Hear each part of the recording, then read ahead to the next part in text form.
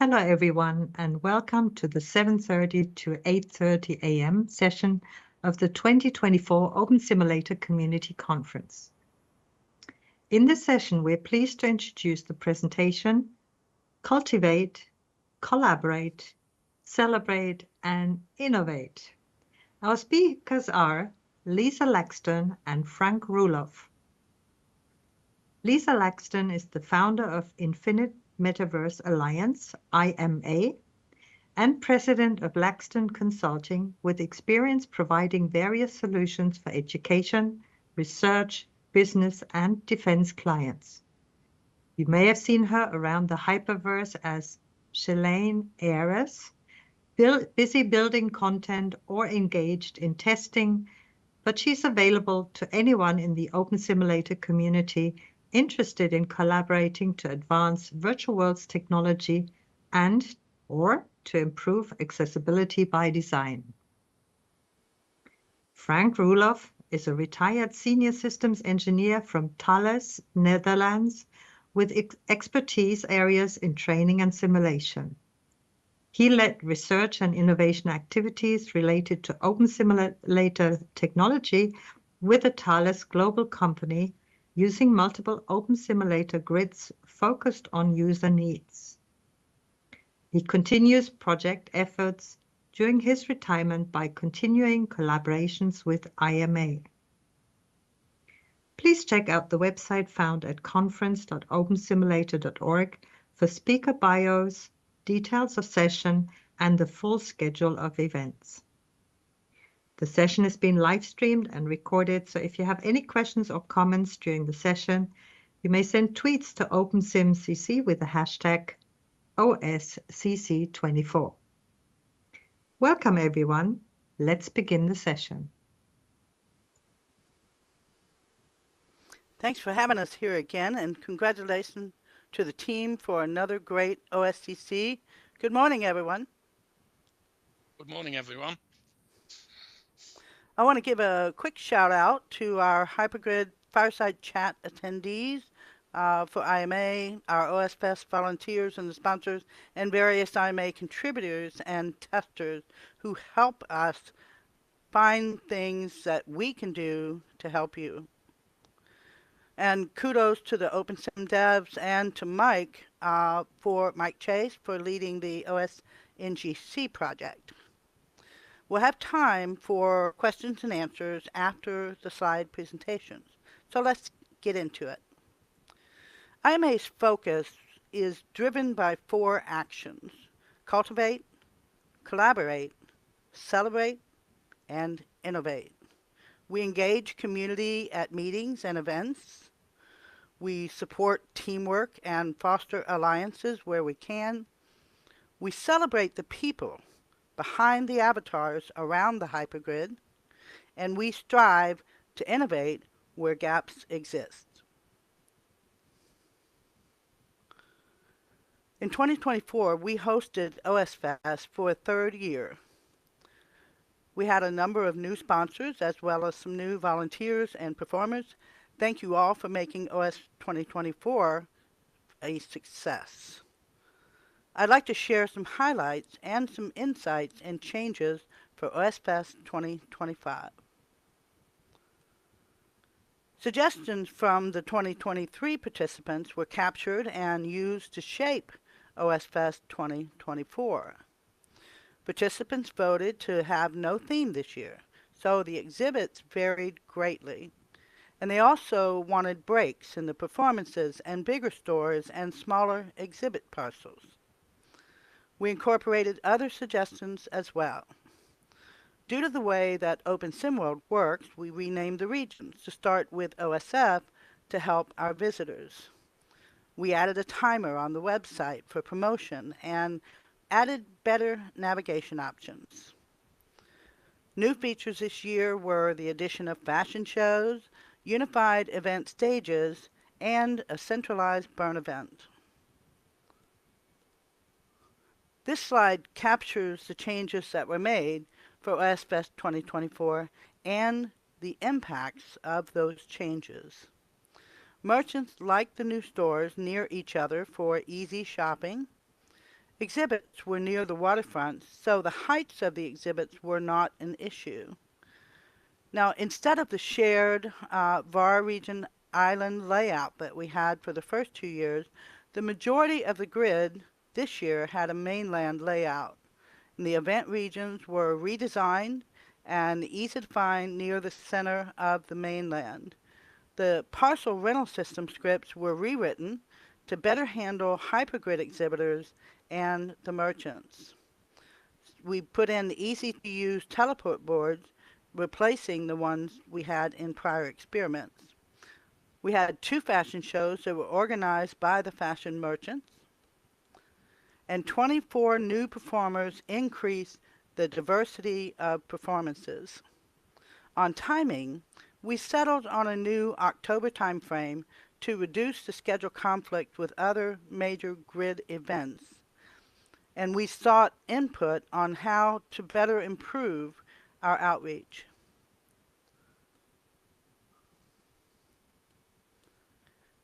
The feedback during OSFest 2024 events was mostly positive. Attendees enjoyed diverse performances from Argentina, Brazil, Canada, France, Germany, India, Indonesia, Ireland, Italy, Mexico, Thailand, Turkey, the United Kingdom, United States of America, and Venezuela. It was just wonderful hearing all of the music, culture that we saw at OSFest. The fashion shows were a lot of fun for the participants. And on the tech side, the mainland layout was a much better choice than the shared VAR layout of the past, since more resources were available to each of the exhibitors. Most attendees found the region names and the navigation much easier. And one interesting observation was the traffic trend towards exhibits and stores rather than the performances this year. However, the types of participants remained the same. We're seeking volunteers for OSFest 2025. We need a bigger active team of volunteers to increase participation. And based on the traffic, we are planning some changes to the layout and schedules. The fashion merchants want to have more fashion shows, so those will be added. Participants want to have a theme in 2025 and more Hypergrid events, so this is to be determined. If you have some suggestions, a good way to get your suggestions in is to be a volunteer. Now, there were issues seen with Discord and some social media visibility, because of algorithm changes that are outside of our control. So we need to address those. And we also need more help in improving our outreach to grid owners and their communities. We have several active IMA projects. If you missed OSFest 2024, we have an expo here on the OSCC Grid in Expo Zone 4, booth number 19, where you can see 3 different slideshows of various activities that were happening around OSFest 2024. And be sure to grab some of the Creative Commons freebies from IMA's Project Selene. They are in that exhibit. Using the same Docker architecture, we want to test server upgrades next year at OSFest 2025 under Project EOS. And next up, we'll hear from Frank regarding Project Echo, where EchoVoice development has some new milestones in 2024. Over to you, Frank. Thank you, Lisa, and hi everybody, and it's great to be here this year. So I will talk a little bit about the EchoVoice development, which started last year. Next slide, please. Which started last year, and which started with a roadmap that we created, and from that roadmap we are now busy with phase 1. I go into a little bit in depth what we did in 2023, what we did till now, what we expected to do in development 2025, and after that. Next slide, please.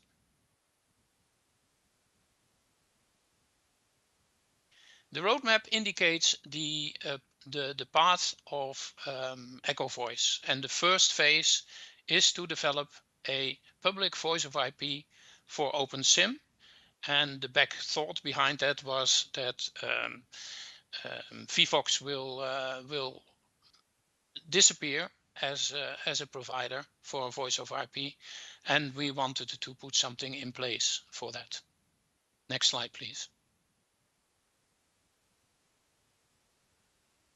So the phase one of the development focuses on two modules in the total setup of EchoVoice, which is the region module that has to be added to OpenSIM, the EVM, and the EchoVoice server bridge, which communicates between OpenSIM and the voice over IP server, in this case the Mumble server for the audio control. Next slide, please. In 23, the work started with an intern in Thales on finding the requirements and finding what kind of voice over IP system would be most suited for our purpose and the requirements we had. You see here a small overview of the investigation that has been done, the analysis that has been done, and the end result by the intern. And you see that the Mumble server came out as the best choice for us to, given the requirements that we put on this system, to implement. So that's the reason why we choose the Mumble server as our target to communicate with. Next slide, please.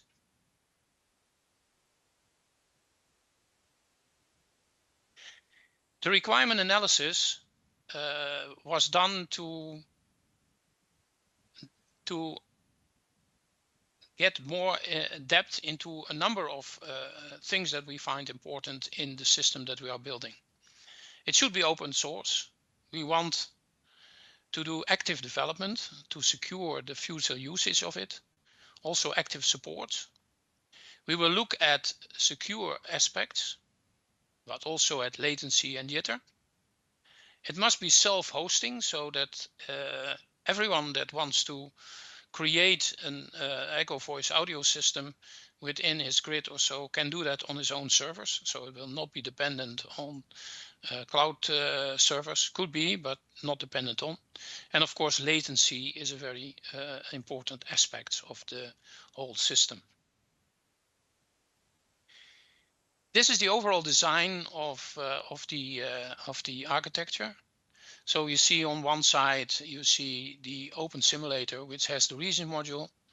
Then we have the server bridge, which takes that information from the Open Simulator and communicates with the Murmur. It was still in that days still called, these days it's called the Mumble server, and communicates with the Mumble server. And the Mumble server in itself communicates with the Mumble client, and in our case, the Mumble client will be replaced by the EchoVoice client server of the client side, and which then communicates with the viewer. So what we see in this picture is the two things that were under development in 23 and also continue 24, which is the region module and the server.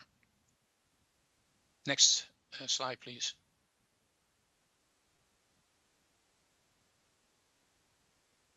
So what has been started in 23 is, besides the analysis and finding the system requirements for the EchoVoice system, a direct implementation and design of the two parts, being the region module and the EchoVoice server, were started. That was started as a prototype. In fact, the intern built a prototype of this system given by the red boxes. Next slide, please.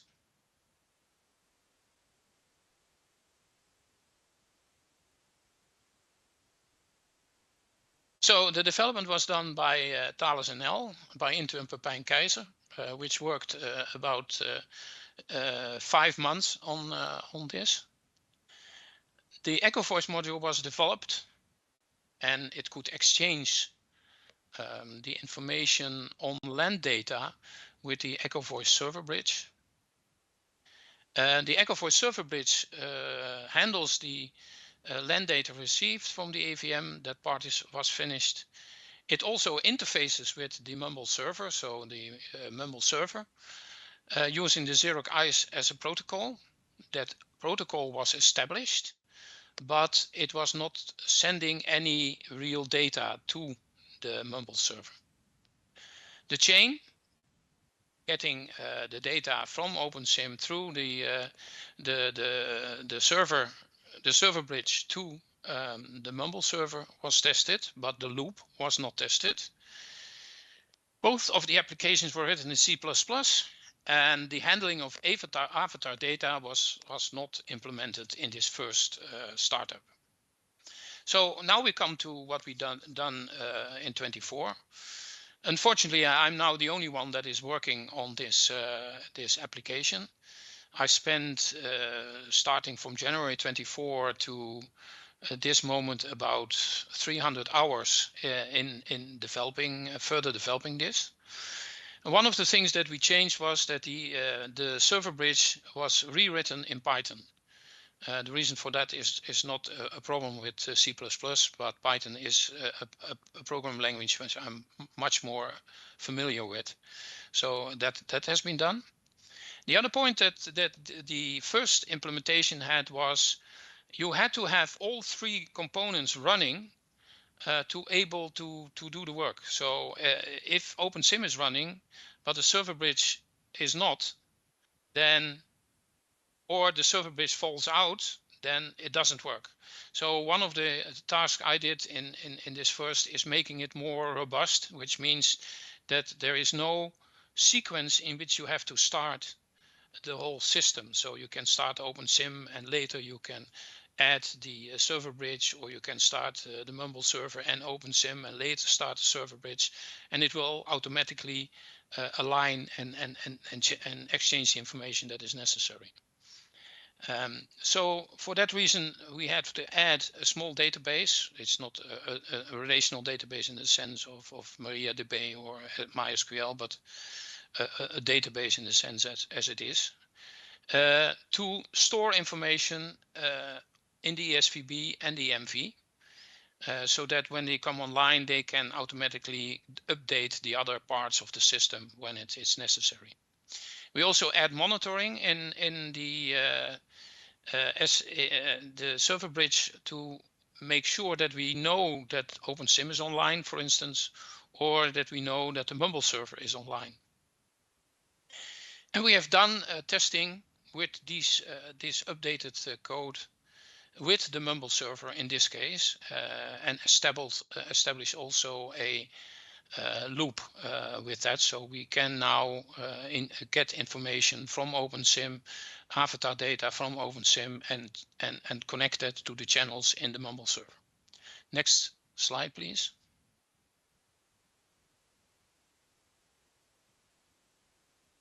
So the test system that I used for this is twofold. I have a Windows PC which runs the EchoVoice server bridge application. I have also a Mumble client, a real Mumble client, so not one that I've made, but the Mumble client that belongs to the Mumble server.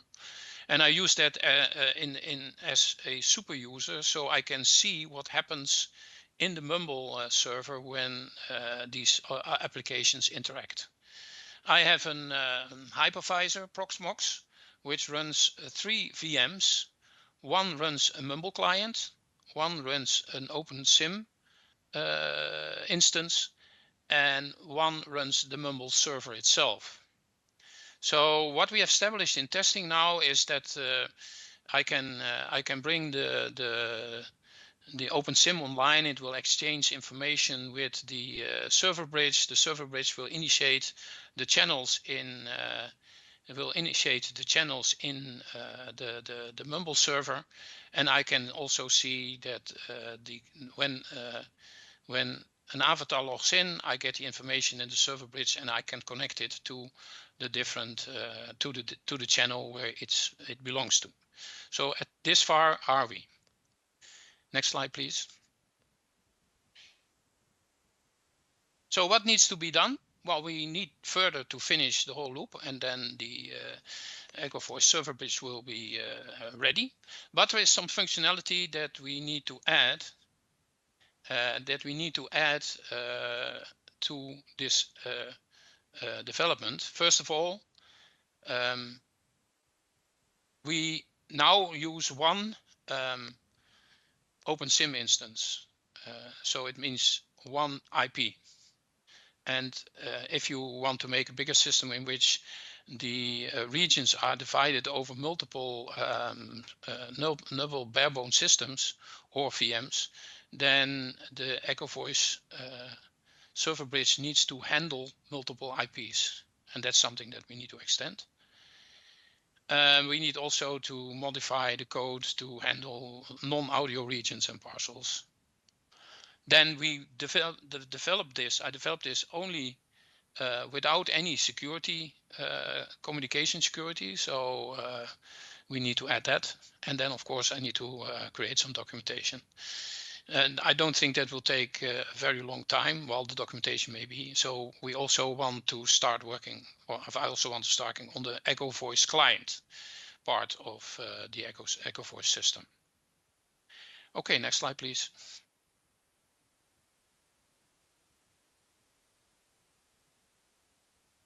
Then in 25, or at the end of 25, in 26, we want to roll out the EchoVoice system to the public.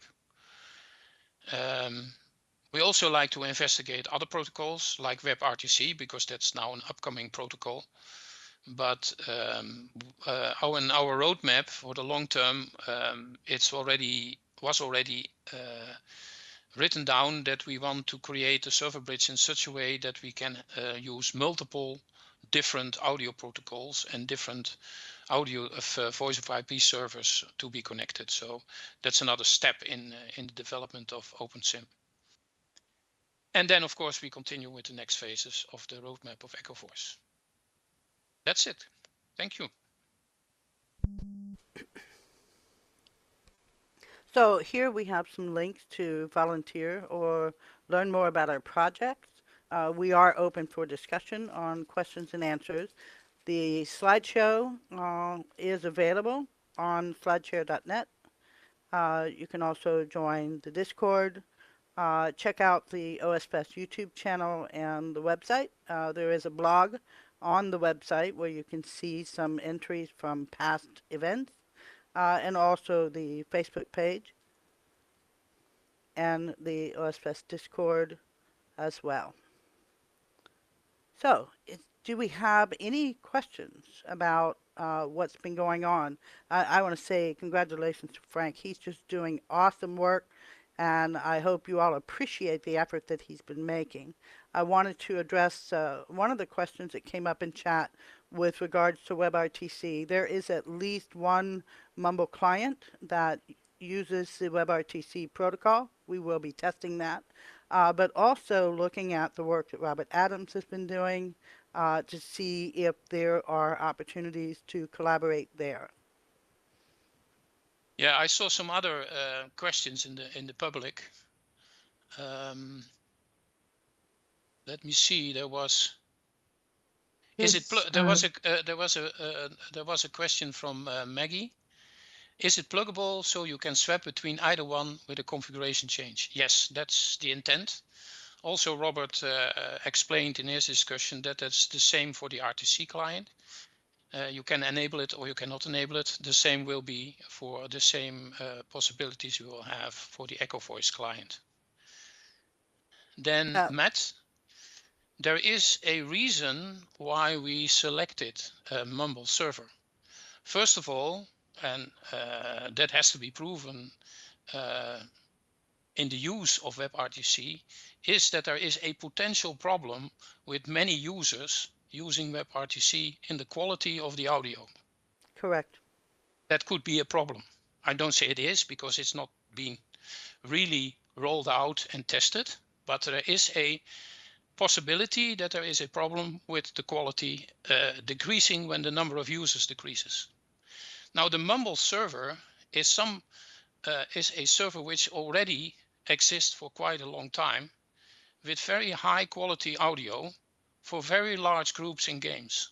So that's the reason why we continue this audio voice of IP server first. And of course, if the trend is going to WebRTC, and if WebRTC shows that it is as good as or maybe better than the Mumble server, then that type of protocol, we will add it to EchoVoice. Right. And you also have to consider that Mumble already has built-in functionality for spatial audio. So there's a lot less coding effort that needs to be done on the client side to support that. And we love spatial voice in virtual world. There was a couple of other questions that came up I want to focus on. Maggie asked, has OpenSim held any hackathon for things like experimenting with and testing voice systems design? I think that's a wonderful idea, and we're happy to champion that. If people are interested, they can let me know. We also had a question about how easy Mumble is to install and use today. It is absolutely very easy. And I would point you to the Mumble website. Just a little background there for those who weren't around. VCOM many years ago did a Mumble implementation for voice and OpenSim, but that implementation was unique code, and it could not be used in terms of all of the updates that had happened to Mumble since that time. The EchoVoice design itself is independent of both OpenSim and Mumble. So if the Mumble systems are upgraded, it should not impact EchoVoice. If OpenSim is upgraded, it should not impact EchoVoice. So there is a little bit of reason behind our madness. Yeah, that's certainly one of the requirements that we put on the total systems, that we not get too dependent on either open source that we use, because it's in practice it's not always easy to ask another open source community to change the open source package because we like to have a certain feature also. It's not guaranteed that that happens, so that's the reason why we took that. Right, and I know we're coming close to close here. So for the people who want to know about OSFest 2025, I want to thank everybody for their participation and for joining us here. You can reach Frank or I via email. If you want to continue the conversation, we'll be in Expo Zone 3, Booth 4 at the break. And if you'd like to join Lisa, I'm not letting you off that quickly. Right. I have a little bit more. I just wanted to make sure we get those thank yous out. No, it's because as far as I know, we've got another 20 minutes. Right. If I'm not mistaken. And there were quite a couple of questions regarding the OSFest. Would you like to talk a little bit more about this one, or do people want to still discuss Mumble servers and EchoVoice? And I hate to draw your attention from it, because it's a fascinating development that you're doing there, Frank. Yes. Trying to provide an alternative to RTC, with the thoughts that it could be overwhelmed by all of that usage. And let's take some questions from you. As regards OSFest, Leah asked, what are you planning for the OSFest 2025? Is there anything new from it? Right. And my question adding to it would be, what is your target group for OSFest? Okay, that's a very good question. And as I mentioned before, I was going to get to that. On OSFest 2025, if you mentioned, or you saw the slide where I mentioned plans for OSFest 2025. We are looking for a good theme, and the decisions for that theme will come from the volunteers. So if you would like to have input on that theme, please step up, volunteer. We really do need more help along those lines. The schedule changes, the fashion shows are one of the things that the merchants like. We'll be adding more fashion shows. We're also going to schedule change. We want to collaborate more with the ongoing events on other grids. So we're going to come up with something a little bit new, and we want the volunteer team to help us make that stuff happen. OSFest in general is different than OSCC. It's different than the OpenSim World Fair that's coming up next year. It's different than the Hypergrid International Expo. What is different is that you have people who will bring in their exhibits, they'll bring in their stores, so we'll have merchants, so people can sort of consolidate and showcase what's happening on their home grids or what they've got to sell or to share from their home grids, but also to have performers come in, and these performers are coming from different metaverse worlds. They're coming from Second Life. We had 24 new performers this year. Many of them came in from Second Life. They've never been in OpenSim before. So we create local accounts for them on the OSFest grid and help them bring their content in for their avatars and whatnot. But also we have people coming in from web-based metaverse platforms, performers there who are just learning about OpenSim and about the Hypergrid. Sometimes we have Hypergrid events where it's not quite a Hypergrid safari because it's not pre-planned, but it's more like what do you call it, flash mobs, where we just all get together and then we jump over to some other place on the Hypergrid. This year we went looking for Halloween stuff. We also went to an Oktoberfest grid. Why? Because it was October, of course. So my role in all of this really is just to facilitate the fun and to give people the opportunity to celebrate each other and celebrate together, and also to allow people to showcase their grids. Some of our new sponsors were grids that I didn't even know about yet, and so I really enjoyed learning about those, and I know the next presentation following me is one of those new sponsors. So I hope that sort of answered the question about our target audience. It's really just everybody. Anybody and everybody who would like to come together. How long is the fest, and what's sort of the time frames? The festival runs 16 or 17 days, and over the course of that time, we generally have around 100 hours of performance hours, and these are live singers, live DJ mixers. Sometimes the performers may read poetry. They may be doing particle shows or fireworks shows. It's all kinds of things. We really leave it open and flexible because we really want to embrace that freedom of expression that we all love here in the Hypergrid community. So when we have performances are not happening, we then may have tours. We had a zombie quest where people could go around, shoot zombies. We had a scoreboard, and of course, you know, we eventually had a winner for that Zombie Fest. We created a zip line ride that is available to ride in the expo here on the OSCC grid because we had a request for it. So fine, we created a zip line. They wanted bigger stores. We created new stores. So it's really just about coming together.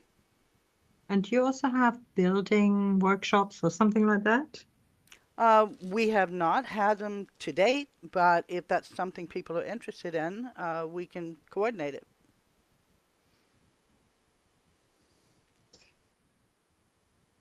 And there were a couple of more questions to Frank.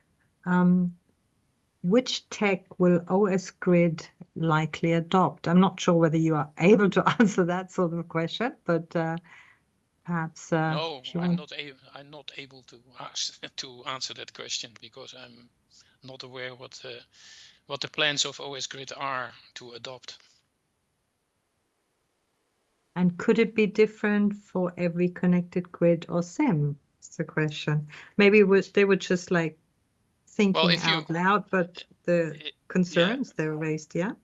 Well, it depends. If you adopt a system like WebRTC, then you also need a client that runs on WebRTC. If you adopt a Mumble server protocol, then you need a Mumble server protocol client to communicate. So yeah, it can depend, but it depends a little bit on the grid, of course, and also on the implementation. If you and everybody can choose what he wants. The problem I could imagine is when you are on the hypergrid and you have different voice over IP servers over the different grids that you connect with the hypergrid, because then, well, if you go into a WebRTC environment, you need a WebRTC client. And that's one of the reasons that in our roadmap that we try to see whether we can do actions to combine these things in such a way that you can move between different voice over IP servers when you move through different hypergrid zones. Right. Would you need to accept the protocols as you're walking through the different zones? Well, if you go to the hypergrid, you end up in a grid, and as that grid supports, if it supports WebRTC, then you need a WebRTC client for your viewer. Mm-hmm. And the same applies when you go through the hypergrid and come into a grid that supports the Mumble server or any other voice over IP protocol. You need to have the client for that. Mm-hmm. Right. So would this be a feature? regarding voice, we want to be sure that people have choice, whether they're going to use one voice over IP system or another voice over IP system is really their own choice and what's appropriate to meet their requirements. So this is not a competing effort. It's really just an option. So if you have people who prefer to use a WebRTC implementation that's done by someone else, that's totally fine. But if you have people who prefer to use the EchoVoice platform, in the future, the EchoVoice platform is not going to be limited to just Mumble. There may be other voice over IP systems that we would look at integrating, and of course, we're open to collaboration. I think there was some confusion where there was a question about which voice solution OS-Grid would choose. OS-Grid is an open platform where they allow other regions to connect to their servers that are not hosted by them. And so they certainly would not have control over that, as Ubit talked about. But also, OS-Grid is not the only grid in the hypergrid. There are over 400 active grids out there, and each of them has a different purpose and a different set of requirements. And may I ask, does using these voice servers, does that occur any charges or fees you would need to cover? No, not for Mumble. Not for Mumble, no. Oh. Because that's all open source. Yes. And the only thing that if you want to use that locally, you have of course to create your own installation of the Mumble server, but that doesn't cost anything. Mm-hmm. Only you have to host it somewhere on your own bare metal or somewhere else. But so that could take some cost, but the actual application doesn't cost anything. Right. And And we have I wanted to mention where Gentle made a comment regarding accessibility. For those of you who haven't followed the evolution of the EchoVoice design, later phases in EchoVoice are targeting accessibility, where we'd like to integrate speech to text and text to speech, because that helps meet 4 of the 5 types of disabilities that people in virtual world have to contend with.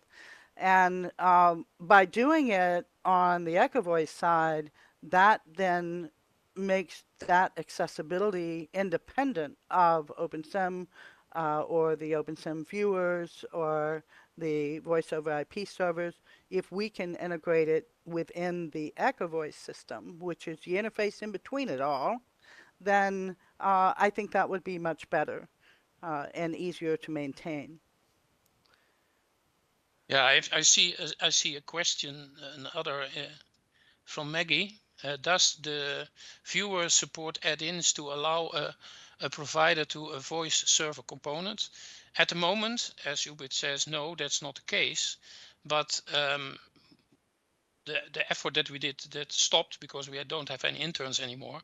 But we were busy building a new viewer. And one of the things that we wanted in this new viewer was plugins for different voice over IP servers. Right. So yeah, it's also a question of viewer builders that allow multiple protocols for voice over IP. Currently, that's not the case, but it could be in the future. And I do know in talking with Beck about that possibility, she's certainly open to it, but it needs to be done in such a way that it does not add new work to the viewer devs. So if it was an interface design that we provided, we would then offer it to all of the active viewer teams, and it would be up to them whether they would incorporate that or not. And So here's another question about the risk of fracturing OS ecosystem if every grid adopts a different voice over IP tech. What do you think?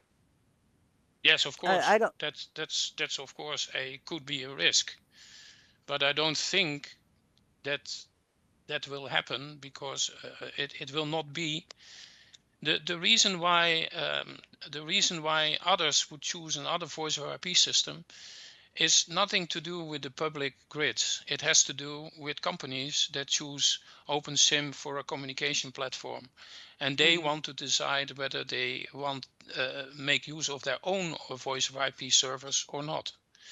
Right. So in the public, I think that a number of different voice over IP protocols will be limited. Until now, we had only one. We had free speech and we had VVox. And in a very short time, because of Second Life activity, WebRTC has become more popular. But it is just like that. But I don't see that there are others that are waiting to get involved. So I don't think that in the public domain there will be a lot of different voice over IP servers. But in the company domains, it could be because some companies just want to use their own voice over IP servers. Right, and For so the security reasons. the EchoVoice design allows that. But I wanted to address, there were several questions that may have created some confusion for some of the people out there listening. WebRTC is a protocol. It is not a voice over IP platform. So when people are referring to WebRTC, what they mean is a system that uses that protocol. Now, the viewers, Firestorm, I know is already supporting the WebRTC protocol, but they also are still supporting the VVox protocol. And Beck said that she would keep that around as long as she could, but eventually we know that the Second Life version is going to be nothing but the option for the WebRTC platform. That doesn't mean necessarily that would be the case in OpenSim, just like with the server development. You follow what Second Life does until you don't. You know, when it becomes something that would impede the use case that we have in OpenSim, it's very different than the use case for people in Second Life. And with regards to the comment about company grids being closed grid, that's not always true. There are many semi-open grids out there, and what I mean by that is there would be a certain number of regions that are open to the hypergrid and a certain number of regions that are closed to the hypergrid, and that is totally based on the region owners and what their preferences are.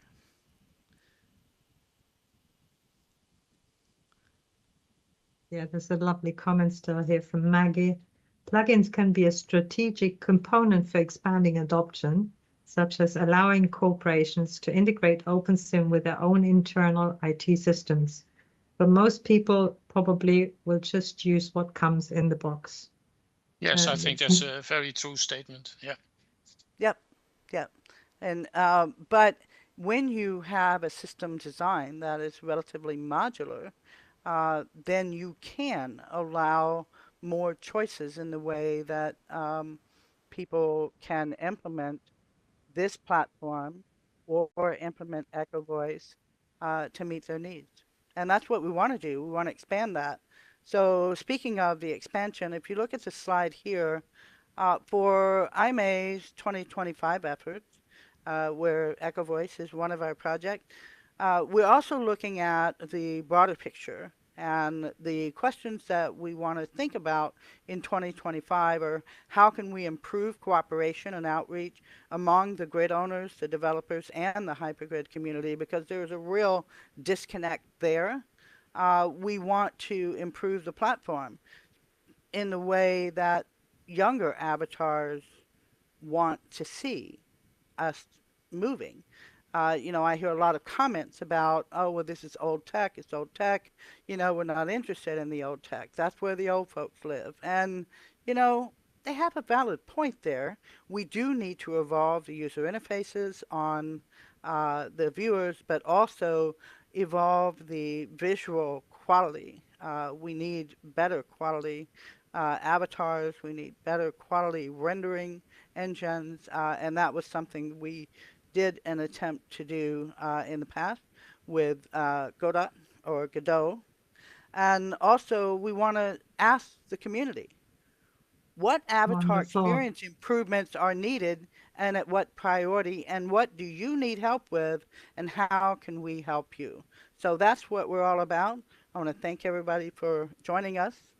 And if it works, why change it? I don't know that I would agree with that, because there's always room for improvement. Thank you very much, Lisa. This has been wonderful, and also a great closing statement for your passion and your vision as regards development, as regards the OSFest. And we're looking forward to hearing more about the next date. Will it be October? Did you say? Yes. Yeah, we settled on October. That's the least conflict in that time frame. Wonderful. Thank you to Lisa and Frank for a very informative and interesting presentation. As a reminder to our audience, we will want to check out conference.opensimulator.org to see what is coming up on the conference schedule. You won't want to miss our next session, which will begin at 8:30 in this keynote region and is entitled Metaverse Accessibility, Immersive Experiences Through Discord. Also, we encourage you to visit the OSCC24 Poster Expo in the OSCC Expo 3 region to find accompanying information on presentations and explore the Hypergrid tour resources in OSCC Expo 2 region, along with sponsor and crowdfunder booths located throughout all of the OSCC Expo regions. Thank you again to our speakers and the audience.